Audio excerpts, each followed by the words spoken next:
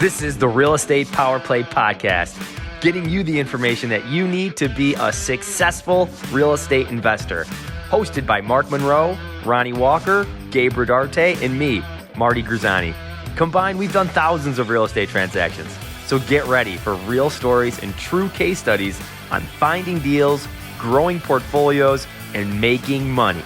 Welcome to the show.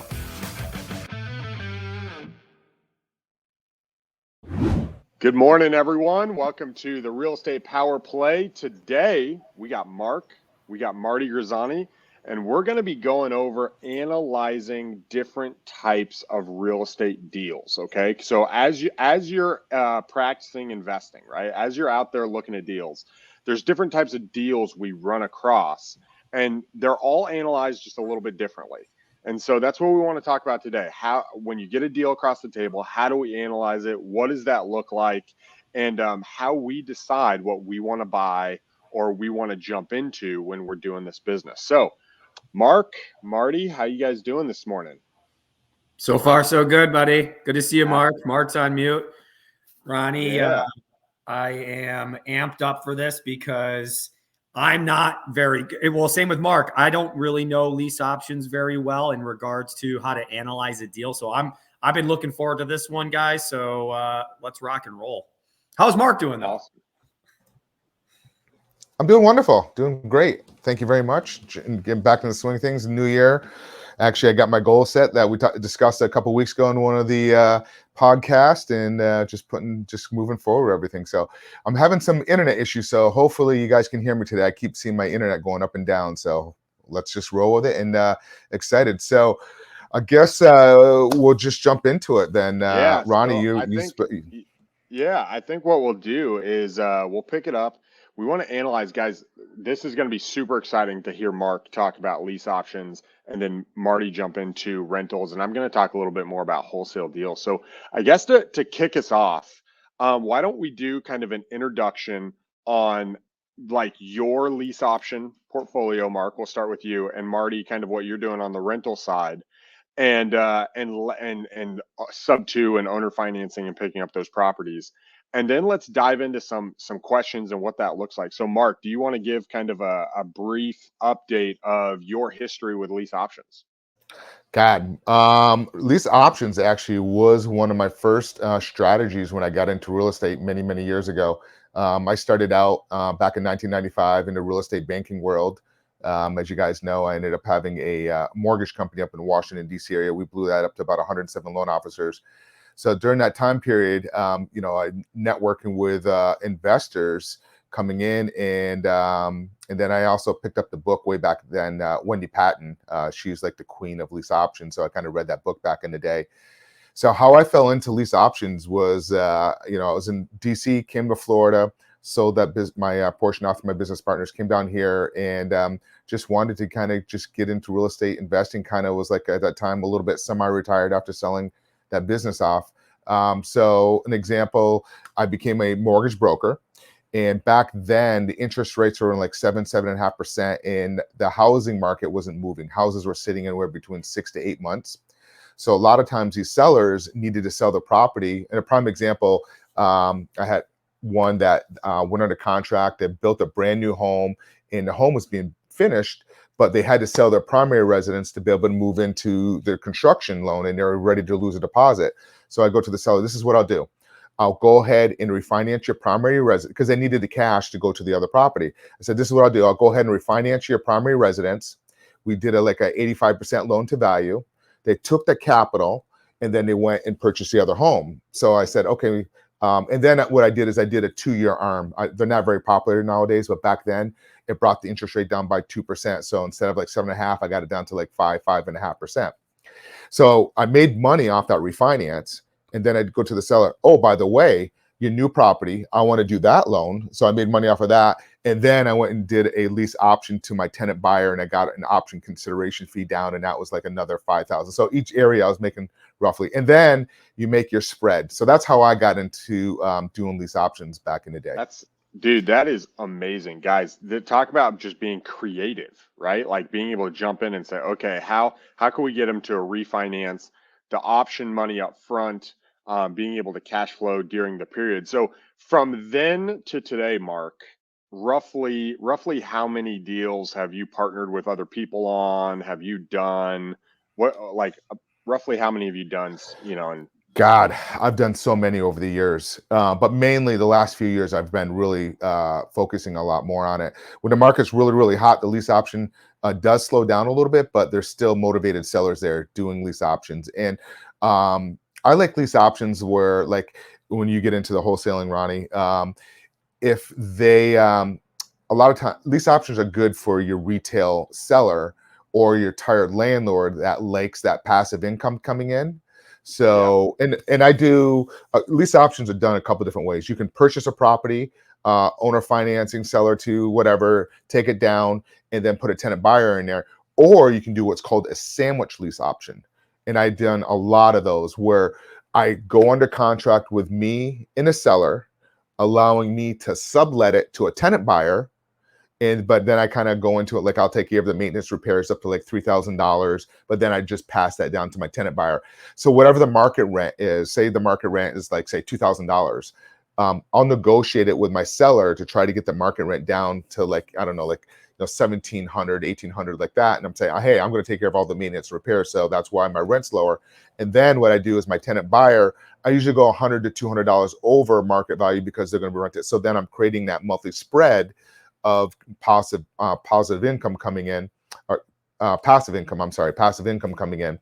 So, on that particular property, I'm getting $400 a month, and I don't even own that property. It's the seller owns it. I'm controlling it by contract, and then my tenant buyer. So I learned this years ago being in real estate banking, where a lot of the mortgage underwriters, what they look at is that tenant buyer, and I always want my tenant buyer to purchase that property.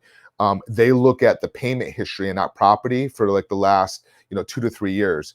One thing that a lot of investors do, they'll do a 1-year lease option, or also known as a rent to own. I usually like to do a minimum of like 3 years. I will do it 2, but I like 3 years because it usually takes that tenant buyer roughly anywhere between 18 months to 24 months for them to finally get their credit cleaned up.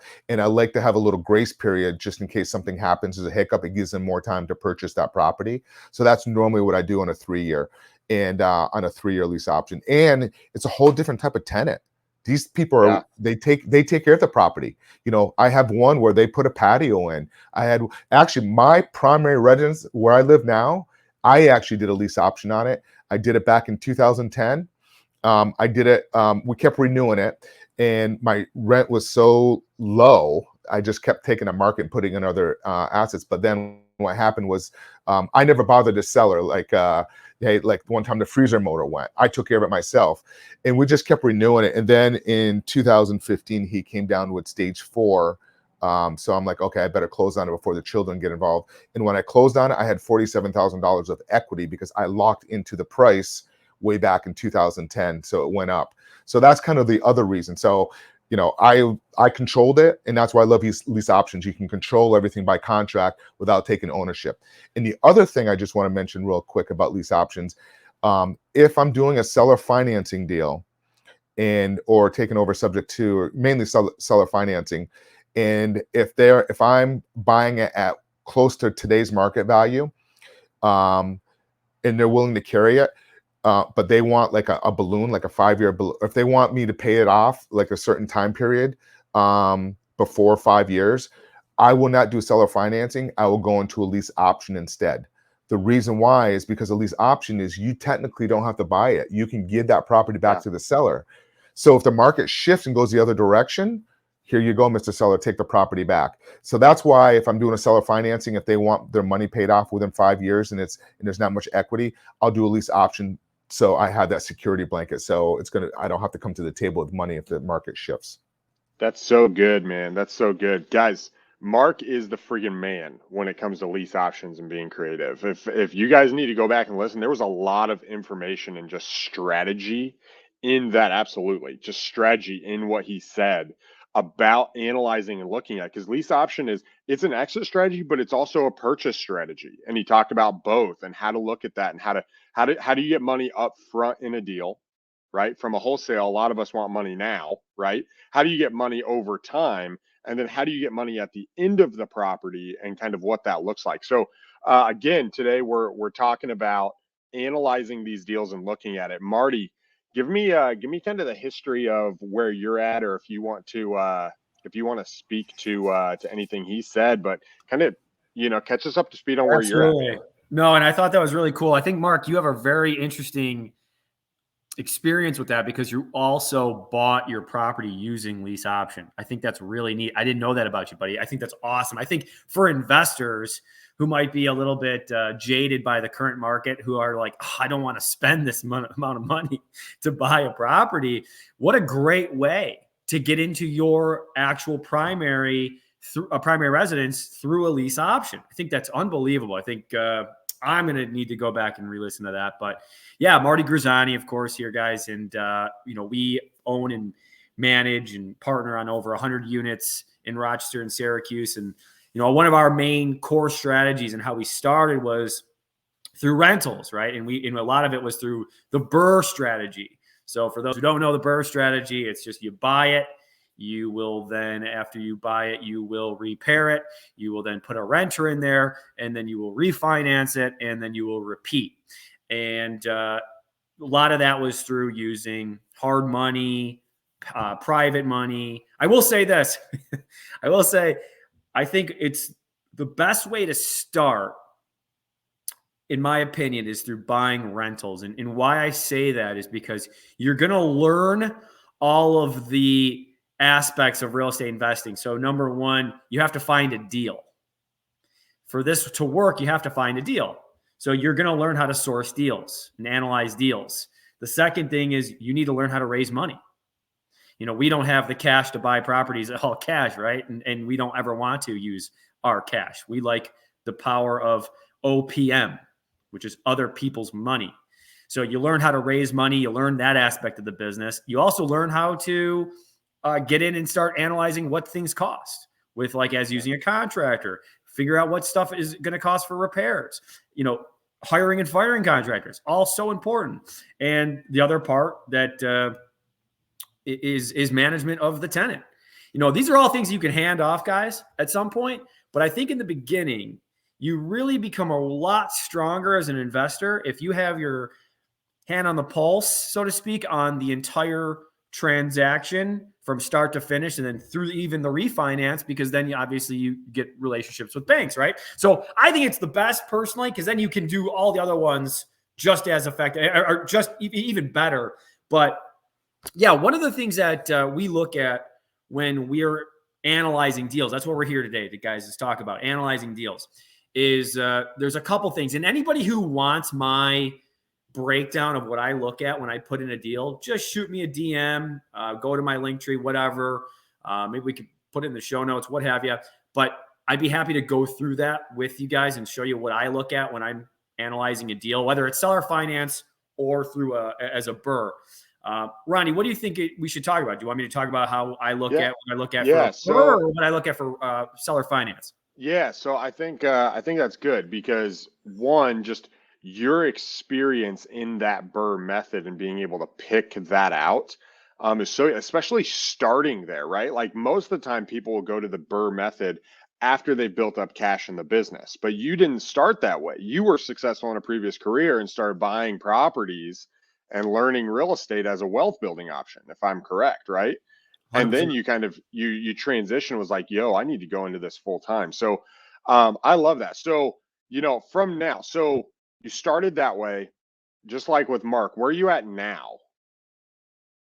Yeah. So our main way of buying is still the BRRRR. We love it. It's now, I should say, depending on the wants, or I should say the needs of the seller, will depend on what we do and how we take down the deal. So what we've been transitioning to is a seller finance strategy, because we know that that's a way to get really good deals. That's a way to get screaming good deals.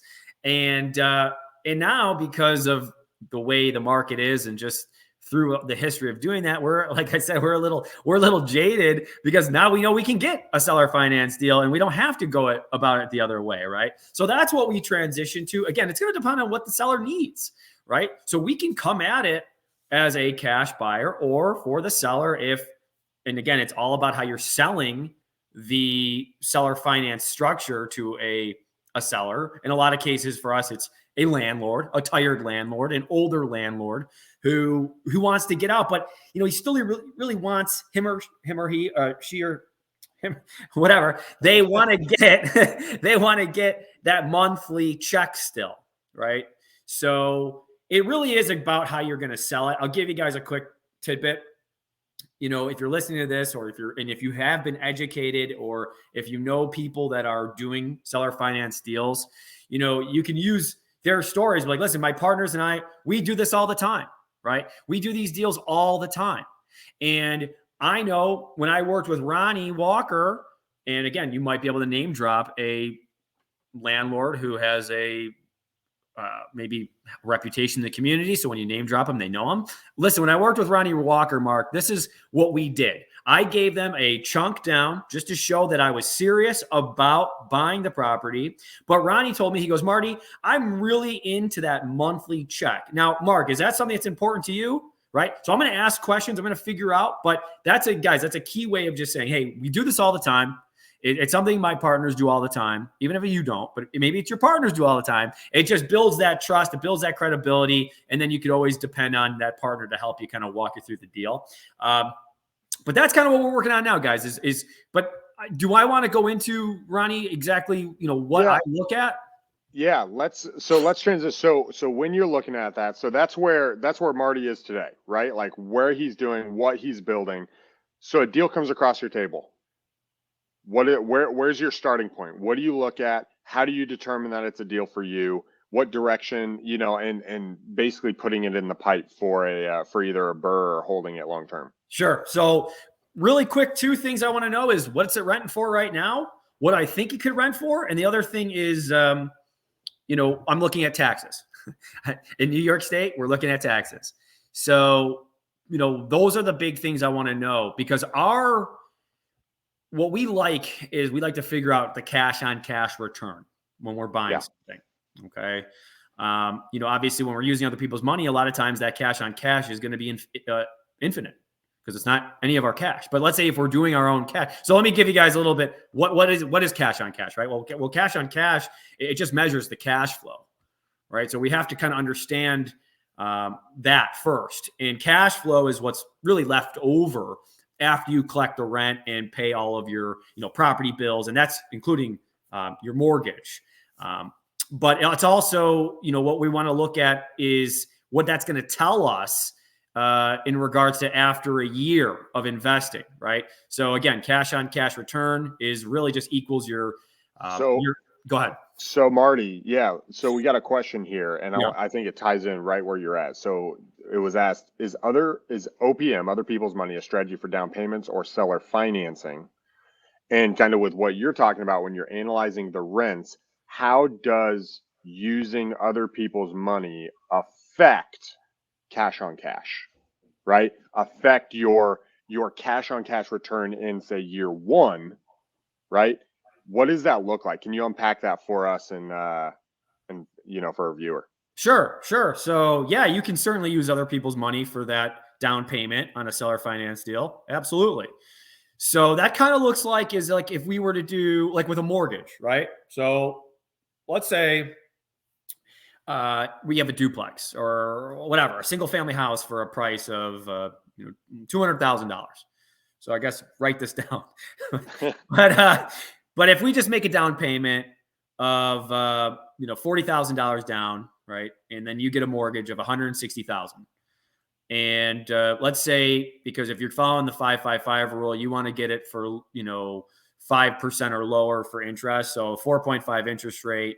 Because I wrote some of these numbers down, your payment is about $811 a month for 30 years, because we're always going to want to amortize over 30 years. And try to hold that actually note for over 30 years as well, when we're talking to a seller. Now, sometimes you might get it for 5, 10, 15, but you got to ask for 30. And so what you look for, so basically what I'm getting at is you got the down payment minus your down payment, and then you have your closing costs, your holding costs, and then your upfront repairs, basically. And that's kind of what you're going to have your total cash invested. And then these are a lot of numbers, so this could get confusing. But what could happen is, after your net income after financing, you look at your gross rent. You're going to minus your operating expenses, which is typically like 40 to 50%. That's going to get you your net operating income. And then what happens? Then you have your financing costs, and that's typically your net income after the year. So your net income after the year divided by the amount you put down, it should give you your cash on cash return. If I have so guys, so this is critical when you're looking at rental properties, right? Because we're talking about analyzing a deal. Well, there's two things. If you're a wholesaler, why is this important? It's important because you need to know what a rental property is going to net your end investor if you know how to talk to him about a deal that's going to make him money. Number two is, if you're looking to hold the property, I know I've made this mistake before in the 7 years I've been here, is you go in thinking you're going to get $375 a month cash flow, and then all of a sudden 30 different fees come out and you're like, whoa, wait a minute. And it's like, hey, I didn't look at my operating expense. I didn't realize it was going to be 50%. You mentioned taxes. Hey, I didn't realize that taxes was coming out of the bottom line. I thought that was just something on the back end. Oh, by the way, I didn't realize blank. And what happens is that vehicle, that home that was supposed to be our wealth building object, that actually ended up being something that we were servicing and losing money on. And it ends up being a big headache, right? Like, that is the reason why it's so important to understand these numbers all in all. Mark, do you have any questions for Marty as he's kind of sitting right there? Actually, I want to address the user that is talking about other people's money strategy. Now, Marty is talking about, the BRRRR method and the 5% rule. Me being a creative guy a little bit, I've actually got properties with very little money down on seller financing. You just negotiate that with your seller. So, Marty, you mentioned that you're putting $40,000 down. I just did one not too long ago where I literally put $0 down. And what I tend to do is keep in mind, if you're negotiating with a seller, a lot of times you have to look at your monthly cash flow. So if you can pay a seller a little bit more money for that property with a lower down payment and you can still cash flow, that's another way of looking at it. So I just wanted to piggyback off of what Marty was saying on that. No, I think that's so good, because you're not only using that money for a down payment, but you're also using the seller's money for long term, right? And so it just maximizes our ability to really capture deals and potentially even create a competitive advantage, right? When we're making offers and things that we're trying to purchase. So that's good. So Mark, getting in. We had one other question that a user was asking, Marty, like on your particular strategies, how do you generate your leads for that particular strategy? You're muted. Where we find the best ways of getting leads for seller financing is tired landlords with usually about 40 plus equity, right? So for at least 40% equity in there. And, typically we don't want to talk to anybody who's held a property less than 5 years, right? So we might miss out on a few there, but traditionally we want someone who's owned it for at least 5 years and has 40% equity in the property. And that's what we're going to go after. So we're really knocking on a lot of doors because that's a lot of properties, right? But those are usually the best ways. And then you just have the conversations and you really lead with the fact that you want to sell or finance deal. Like, hey, this is what we do. This is how we buy. And because if that's the only way for you to buy, right? If you don't have the ability to, get credit from, to be able to buy with traditional, financing, then that's the way it's got to be done. So you really want to come with that conviction, like, hey, this is how we do it. So if you want it, we're going to do it this way. If not, then I got to go. But this is the way I'm buying properties right now. So you really want to keep that in the back of your mind. But yeah, that's how we do it right now. Yeah, one of the other things to think about, guys, if you're looking to buy rental properties and or fix and flip properties, right? And you're going in and you have a strategy that you're trying to do, let's say 15, 20, 30, 40 or greater per year. Marty's going seller direct.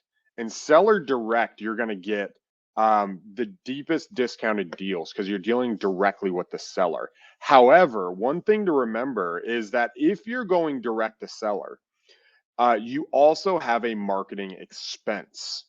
Okay. You have an expense towards marketing that a lot of people who are in the fix and flip business or who are in the accumulating rental business don't consider that there is an expense that there's not a return on investment. It's possible for you to not make any money on spending $5,000.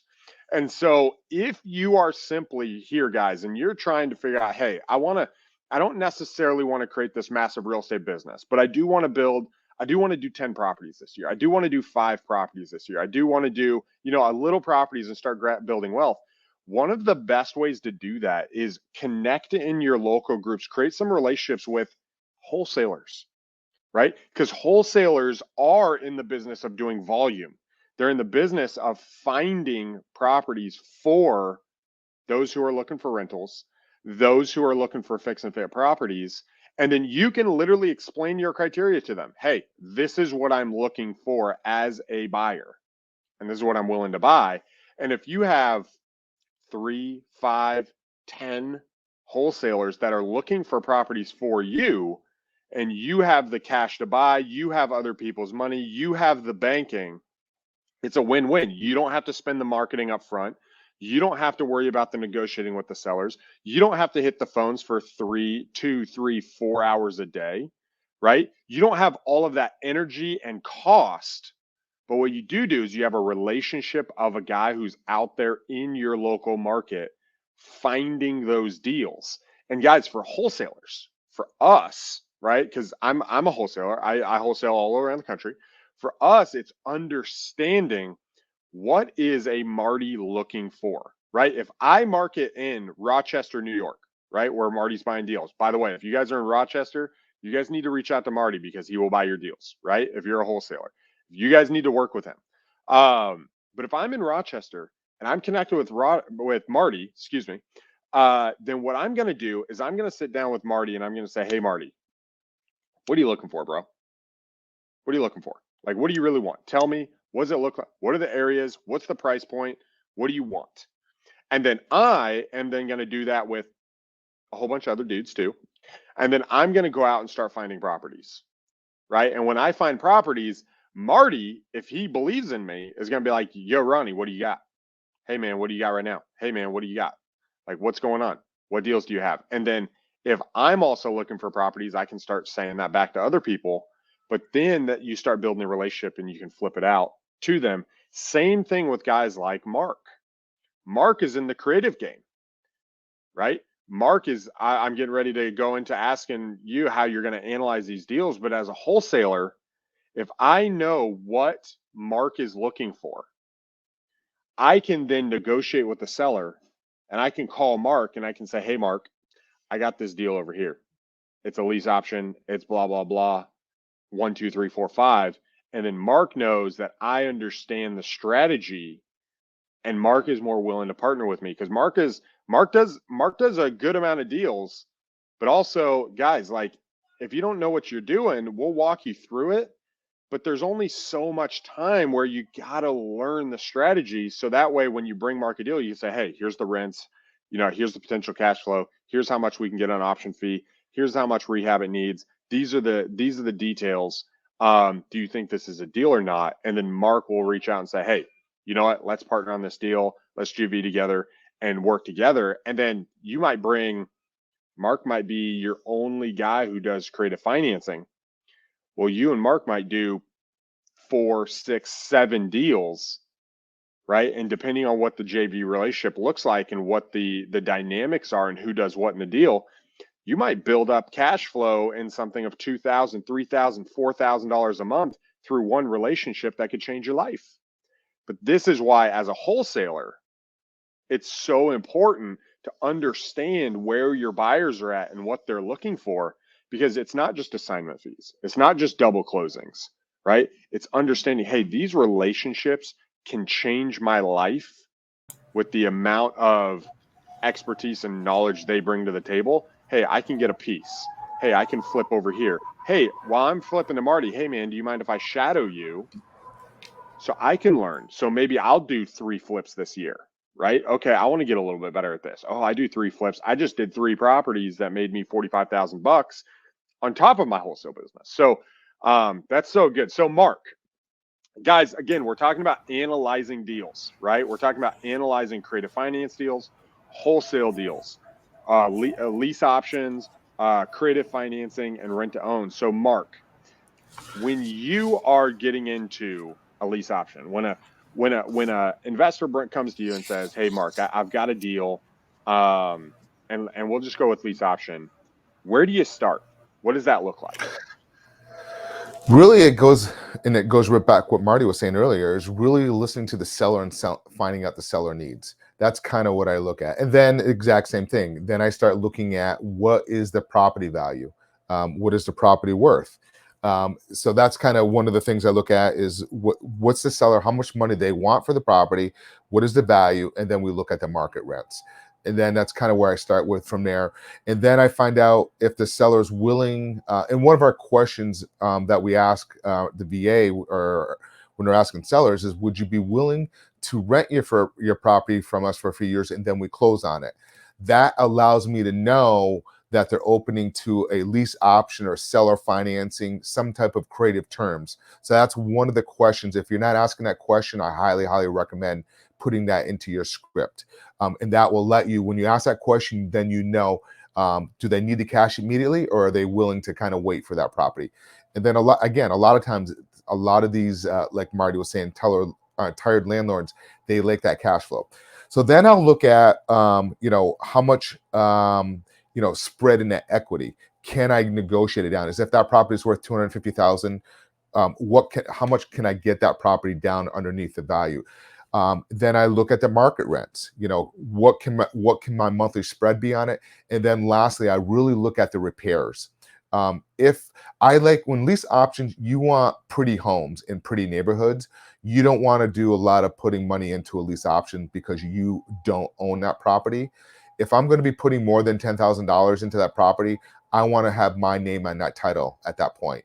Then I'll go into a different strategy. I'll go into like a contract for deed, a land contract, or a sub-to, or seller financing.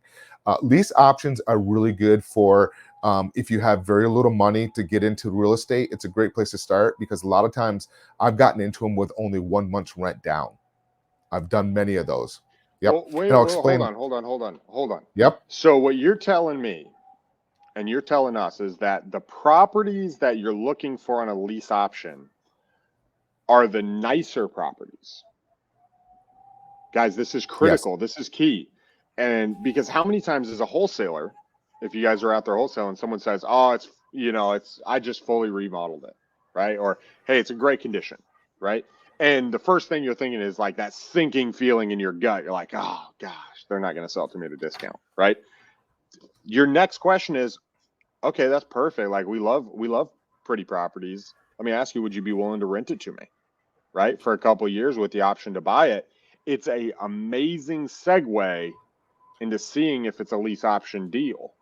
And so I just wanted to highlight that for a second because nice properties are not what the typical wholesaler is looking for.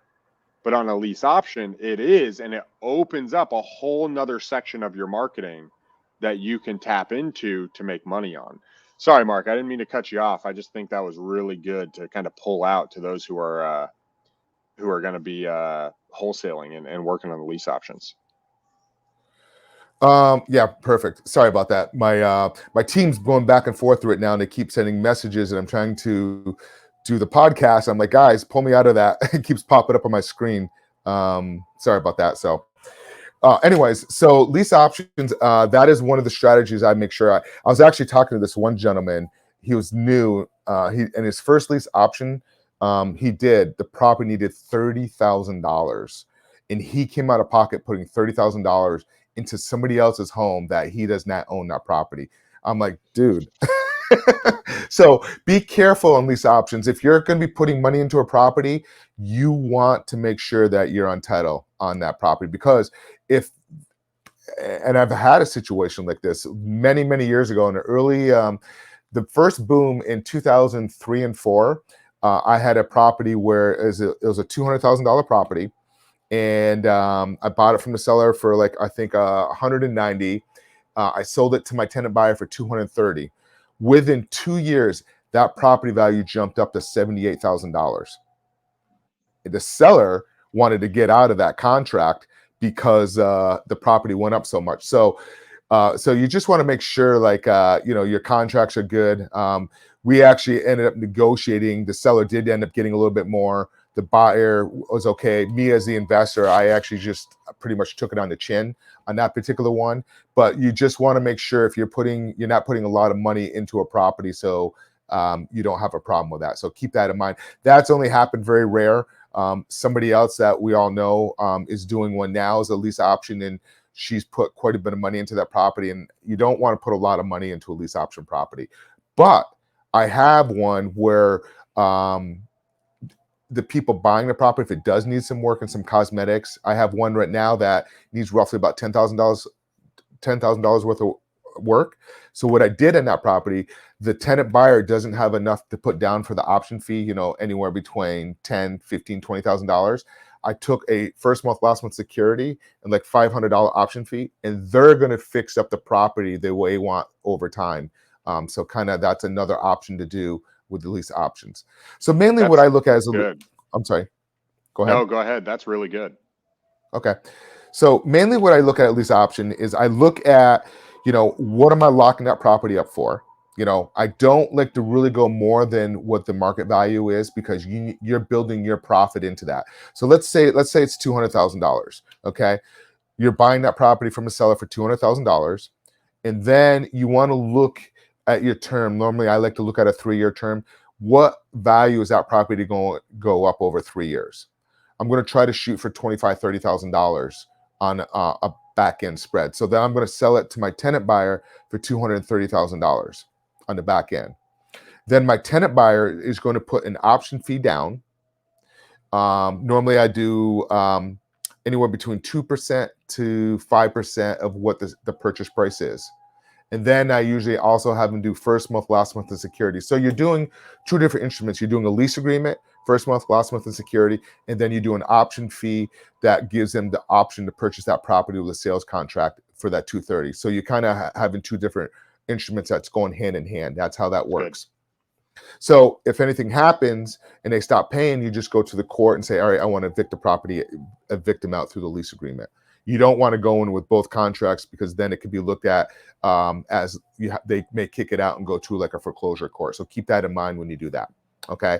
And if you have any questions, reach out to me, because there's certain things, if you put in there, if they're getting rent credit to your end buyer, I always get rent credit from my seller, but I don't usually do it to my tenant buyer. So keep that in mind, because you have some Dodd-Frank issues that can open you up to, depending on if you have to get them out, if it's going to be a lease, or if you have to go through a foreclosure process. And that could take anywhere from 30 to 45 days or 6 months. So keep that in mind when you do that. Okay. If anybody has any questions, you can DM me or shoot me a message on that. Then the last thing what I do is I look at my monthly cash flow. How much am I going to cash flow on that property? If I'm not going to cash flow a lot on that property, and I've done this, I had one where the cash flow is only going to be $50 because the seller wanted that monthly payment. I literally took that and I assigned my contract to my end buyer. I didn't stay in the middle, because there's no sense of staying in the middle of that property for only $50 for the liability. I just took that and I got an option fee down, and really it became an assignment fee like for $7,500. So there's another option that you can do when you do lease options. You can stay in the middle, or you can put the deal together and assign it to your end buyer, your tenant buyer, and just kind of be out of the deal for an assignment fee. And this is what Ronnie's going to get into in a minute about wholesaling. We got about 20 minutes, so we should probably jump over to wholesaling, because it's going to be a little bit. But do you guys have any questions? There's another question here. It's back to the other people's money. Once you identify seller's needs, understand the true value of the property, and have found a great deal to flip or seller finance, how do you secure other people's money. So I can take this. It's pretty easy. So you're going to want to secure it as a lien on the property. Okay. So depending on how they're funding the deal, they might fund it through an IRA. They might fund it through their own personal cash.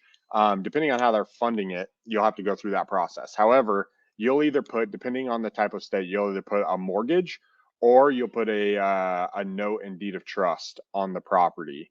And this will allow that individual who you're borrowing money from to have a lien on the property.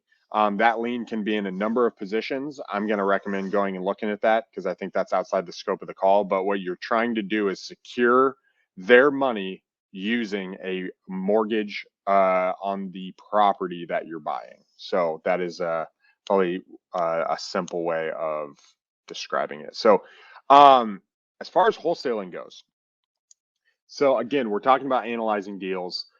Marty has gone over what he looks for when he's doing a rental. When he's picking up a rental, what are the numbers he's looking at? What does that look like? And Mark just went over and gave us a ton of knowledge on the lease option side to look at on that side. So from the wholesaling side, one of the things that you want to understand, I alluded to this earlier, is you are finding properties for other investors and or yourself, right?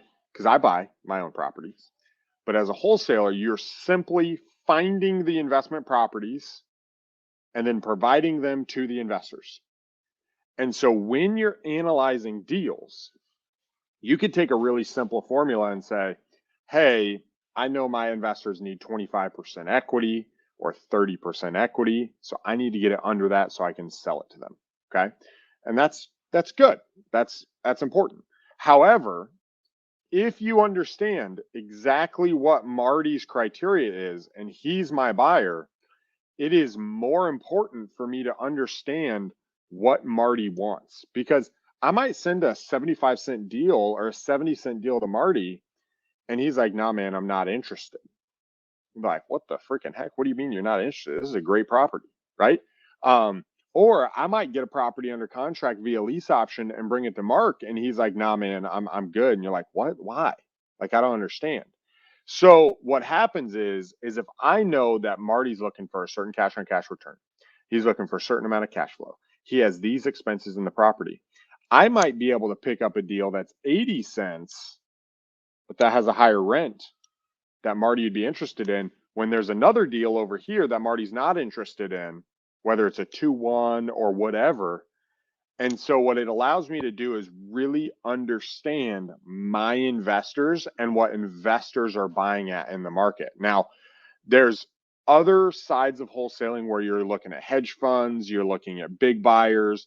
And again, it's the same concept. What do they buy at? What are they looking for? Because here's the other thing, even iBuyers or hedge funds, they have a very narrow parameter. They have their deals that they're looking for. You might be able to sell one to a hedge fund buyer at 90 cents, but then another deal that's an even better deal that said, no, we don't want that. It doesn't fit our mix. So now you have to go back to your other investors and go to another investor. But you always remember, if you're wholesaling and you're going into a local market, what is that market selling at? What are the investors buying at? What are the hedge funds buying at? What are the iBuyers buying at? And then my goal is to source those properties at prices where I can make a profit and they meet my investors' criteria. So, Marty, I know you're getting ready to go. Marty's going to have to go here a little bit early on us. I want to get some final thoughts on picking up rentals, this process, what that looks like from analyzing deals. Can you give us some of your final thoughts, my man? Yeah, it's there's a couple rules that people talk about. There's like the 2% rule. Everything, guys, with these rules is going to be nothing's really cookie cutter. Every deal you want to look at and analyze specifically, right? Some deals there might be a cash on cash that's real high, but you may not want to deal with that type of property, right? That might be in like a class D kind of area when you're really not, you really don't want to spend the time, right? Some of our properties are higher cash flow, but they're more contact, right? We like to call those full contact. So you gotta kind of figure out what you're willing to do, but always make sure your numbers are conservative. You get in that routine of making sure your numbers are conservative. You're including management fees, even if you're managing it yourself, because at some point you may not be managing your properties anymore, right? So you always want to keep some of those things and say, hey, well, I can kind of squeeze the number a little bit to make it. No, always make sure that you're analyzing deals and you're doing it conservatively. And I will say that one quick thing before I go with OPM, other people's money, guys. One of the beautiful things about OPM is that you can borrow the money not just for the purchase price, but for the rehab as well, right? So those are things that you can take in consideration. The key, though, and I think one of the, how do you secure the OPM? Well, Ronnie went into that, but how do you get the OPM? Is have a good deal. Yeah. So that's how you do it. You can attract a lot of funding when you have a really good deal. Because let's say worst comes to worst, you can't pay. Well, they can take that property and they'd be happy to, some of these lenders, right? So keep that in mind. They need you just as much as you need them. I have investors, hard money lenders, and people, private money, that call me all the time and say, can I give you money? We want to give you money. Now, that doesn't start day one, right? But if you are finding really good deals, you are making sure your numbers are conservative, and you do what you say you're going to do, that's how you start attracting more and more private in hard money and getting people excited about when you have a deal. So that's what I could say about that. Dude, that's awesome. I really appreciate your insight, Marty. I know you got to go, so get out of here, run your business, kill it, my man. See you guys. Have a good one. So one of the things that Marty just mentioned there, guys, that I think is so killer when you do it is people who are lending money. Lending is one of the easiest things to do in real estate because it's very hands off. So they're going to want to trust you, and they're going to want to trust the deal and know what you're doing. But you got to remember, people who have money want to grow it and protect it, right? When you are using other people's money, they want to grow it either at a solid interest rate, and they want it protected by real estate. The private money that I have, those are the two things. They want to know, hey, do you know what you're doing? Let me see what you're doing. Two, I want to make sure it's secured. They're not just going to write you a check for $50,000, right? They want to make sure it's secured, and it's secured by real estate, and that the property is worth that security. And three, they want to know how much it's going to grow. And usually once you get in and start using them, they want you to constantly use their money, right? They lend it to you. They get it back. They're like, oh, this guy's good. Hey, can you keep using it so I can keep getting, so I can make $1,000 a month or $2,000 a month? Because my goal, I got one lender right now. They're like, hey, my goal is to use my money and make 10 grand a month. That's what I'm trying to do. I have an X amount. I'm trying to do it and figure out how to make 10 grand. So how much can you give me? And work through that, and then gradually work your way up with that money. So you're providing them what they want. So, Mark, any thoughts on that? Yeah, I want to dive in a little bit more into wholesaling and kind of ask you, what do you really look at when you're looking at a property? A lead comes in. How do you analyze it? How do you break down the numbers, and how do you know if that's going to be a wholesale deal or not? That's a great question. So when I first talk to a lead, my very first, right at the beginning, you guys can go and listen to some of my seller calls. I've been revamping my marketing and trying to figure out a particular day. Maybe I can jump on and do more seller calls for people too. I'm trying to immediately judge, what's this person's asking price? What do they want for it? Because as a wholesaler on a cash deal basis, we need the property at a discount. Okay. And typically that discount, just like we've been talking about, is in the range of wherever my investors are at. So there's some areas where investors are buying at 80 cents. And it's usually not, no investor is going to come out and say, hey, I'll buy at 80 cents. But what they're going to say is, hey, I'm looking for deals that when I flip them, I can make $35,000. Okay. So when I'm looking at a deal, the rule of thumb is, hey, is their asking price, is there 20% equity after the potential remodel? Okay, well, they've given me their asking price. And now let's jump into the remodel. And I want to know, what is the rough amount of repairs? And that's the next thing I do when I'm talking to a seller is I want to know everything that's going on with this property. I want to know what they're trying to accomplish, what they're going through, all of the repairs that are needed, so I can understand, okay, about where do I need to be, right? Because I need to judge, okay, what is the repair number going to be? What's the potential equity on the back end for a fix and flipper? And or what can it rent for after it's said and done? And then I'm going to back into my number to make sure my offer is at a deep enough discount where that investor can make money and I can make money by wholesaling it to them. And so that's where I start is what's their asking price? What is the rehab? And then, okay, the next number, what do I think this property could sell for and or rent for to determine either a fix and flip profit and or what is the cash on cash return and what are my buy and hold guys, what are they going to want to pay for this property? So that's where we go into on the wholesale deal. What do you typically see out there?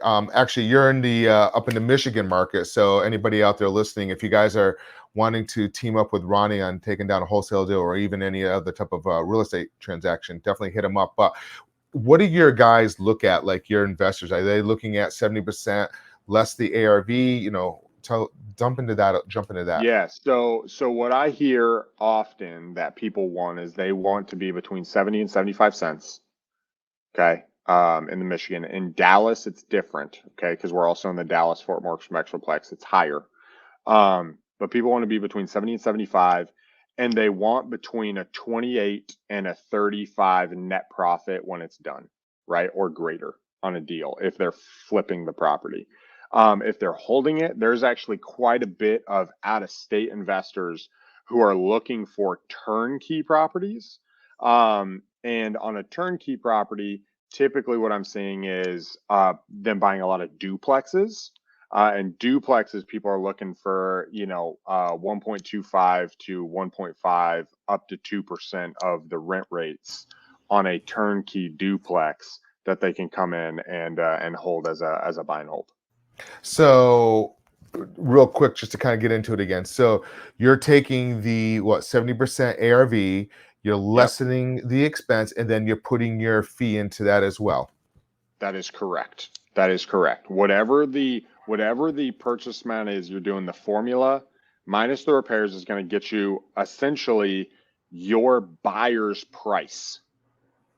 Right? So if you guys are in a local market and you know, hey, my buyers will buy it blank, that's what the percentage is. It's 75% minus repairs equals my buyer's buy price. Right? But you also And got to then put whatever your you fee. can get under there. Well, whatever you can get under that is your profit. Right? So and this is what I tell my investors too is, hey, what are you trying to buy at? Right? Because people might get squirrely and say, well, I don't want you to make $45,000. Well, what are you looking for?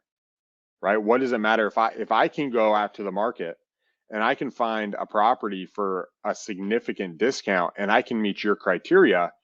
Hey, I'm spending the marketing up front, right? Hey, did you have, a $97,000 marketing budget in the last blank? You know what I'm saying? Did you? No, you didn't, right? It's like, hey, it's cool. You can, but like, hey, I'm marketing to find you your properties. And that's where it's important to establish that of like, look, my job is to find you properties at your criteria. And that's why and relationships are so powerful is, hey, if I'm in a relationship with buyer A and he knows I'm his source of properties and I know his criteria and I know what he's looking for and I know what's going to make him money and what he's going to be happy with, he wants me to win. Right? And that's where I think a lot of us get it wrong. And it's like, okay, well, what are you making? It's like, dude, do you not want to create a relationship? Or on my end, I might be like, hey man, I understand you don't trust me yet, but what are you trying to accomplish? Right? Like it's not so much about what I'm making, it's what are you trying to do? Because what if I'm making nothing? Right? What if the seller's asking too much? I'll go back and negotiate a price that's for you. But if I'm making 50 grand and the property's there, are you just trying to cut into my work? And so it's important to understand, hey, I'm not negotiating my fee. right? I'm negotiating the purchase price of the property, and does it meet my investor's criteria? Good stuff. Great stuff. Thanks so much. That was good. Anybody got Yeah, any questions? If not, it was great. And if anybody has any questions on any of the strategies that we went into about how to analyze a deal, just hit us up in one of the Facebook groups, or we'll be more than happy to reach out and kind of guide you through that process. Also, don't forget, if you're listening to us on a podcast or YouTube, please like, share, put comments, whatever you can do, and we'll really appreciate it. absolutely. Guys, we come to you every Tuesday. We're here. It's Real Estate Power Play. You can also get us on podcast. Our podcasts are out, so you can go to iTunes or whatever your favorite podcast provider is and download it there. And then at any point, if you got a deal, if you got a rental property, if you have, a lease option that you're looking for advice, you're looking to partner on the deal, reach out to Mark, reach out to me, reach out to Marty or Gabe. We'd love to be able to help you guys. So until next week, see ya. This has been another episode of Real Estate Power Play, guiding real estate entrepreneurs to a brighter future. If you liked what you heard, consider subscribing wherever you listen to your podcast, or follow us on YouTube at Real Estate Power Play.